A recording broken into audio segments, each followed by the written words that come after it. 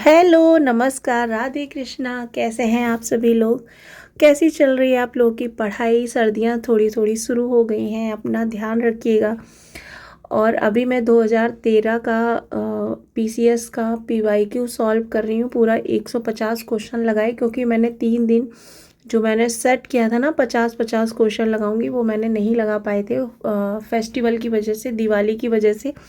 तो मैंने आज बैठ के पूरा वो 1.5 घंटा 2 घंटा जो भी मुझे लगा है, मैंने ये पूरा टेस्ट लगाया अच्छे से। और उसके बाद फिर मैंने देखा कि कितने रॉन्ग हो रहे हैं, क्या राइट हो रहे हैं। तो मुझे बहुत सारे लोगों का कमेंट था कि मैं मॉक नहीं ले पा रही हूँ, मेरे पास इतनी ज़्यादा व्यवस्था नहीं है। तो मैं आपसे कह रही हूँ, आप मॉक मत लीजिए। आप क्या करिए ना, यूपी पीसीएस का जो पीवाईक्यू है वो ले लीजिए, ठीक है। उसमें सॉल्व क्वेश्चन भी होते हैं, तो आपको ज़रूरत भी नहीं होती। बस करेंगे कैसे, मैं क्या करती हूँ, मैं एक पेपर रखती हूँ अपने पास, मैं आंसर पहले छुपाती हूँ, क्वेश्चन लगाती हूँ। OMR सीट जो होती है उसकी एक बुकलेट आती है, वो बुकलेट आप ज़रूर लीजिए। उससे आपको ना आइडिया मिल जाएगा कि एग्ज़ाम में मुझे कितना समय लग रहा है भरने में। बाकायदा वैसे ही भरिए जैसे एग्ज़ाम में आप भरते हैं हर चीज़, तो नाम वगैरह सब डाल के फिर करने बैठिए, उतना टाइम लीजिए। उसके बाद OMR सीट पे भरिए और पीवाईक्यू आप लगाएंगे उससे। और ये देखिए, बहुत सारे क्वेश्चन ऐसे होते हैं कि यूपी पीसीएस है ना, यूपीएससी से भी उठाता है। तो आप यूपीएससी और यूपी पीसीएस के दोनों के पीवाईक्यू ले लीजिए और उनको लगाइए। आप मत लगाइए मॉक, मतलब मत खरीद के लाइए। और अगर ऑनलाइन, तो आज सब कुछ मिल जाएगा, आप ऑनलाइन ढूंढिए। जैसे पीसीएस अभ्यास वालों ने 3 डाल दिए हैं अपने टेलीग्राम चैनल पे, 3 उन्होंने मॉक कराए हैं, वो आप ले लीजिए, ऑनलाइन है वो।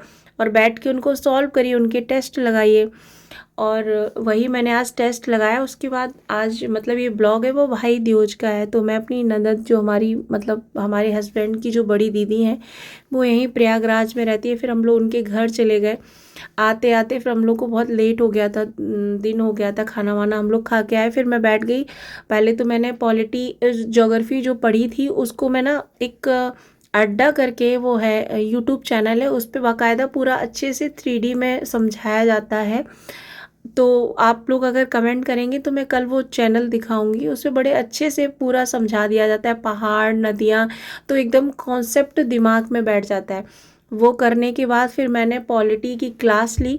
उसके बाद हस्बैंड ने कहा कि चलो आज इलाहाबाद की लाइटिंग तुमको दिखा के आते हैं। तो मैंने कहा मैं ऐसे नहीं जाऊंगी, अगर आप मुझे लेके जा रहे हैं तो मुझे संगम लेके चलिए, मंदिर, हनुमान जी, लेटे हनुमान जी के।